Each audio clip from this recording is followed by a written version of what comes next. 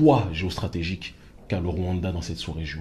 Mais je dis, en tant que panafricaniste, on ne peut pas prôner le développement en assassinant, en violant, en détruisant ses semblables africains.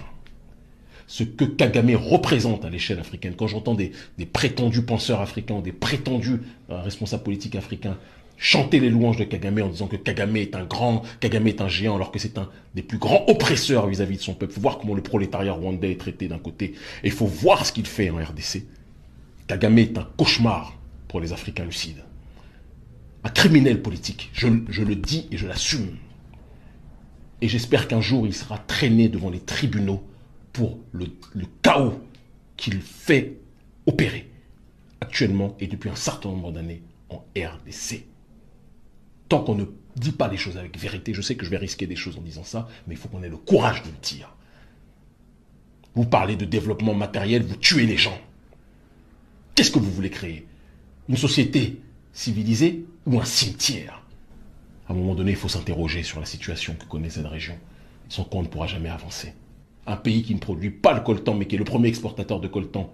De l'autre côté, le pays voisin qui est complètement détruit à l'est, détruit par la malgouvernance aussi congolaise, entretenue par l'oligarchie rwandaise, disons-le, et par la corruption congolaise.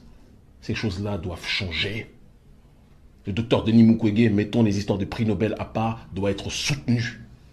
Et aucun panafricaniste digne de ce nom ne devra avoir le toupet de citer Kagame en exemple, parce que le développement du Rwanda n'est pas le développement génial, matériel de quelqu'un qui bosse pour bosser, c'est quelqu'un qui a été soutenu par toute l'oligarchie occidentale pour que ce pays soit le laboratoire de la déstabilisation de la sous-région, de la destruction de l'Est du Congo.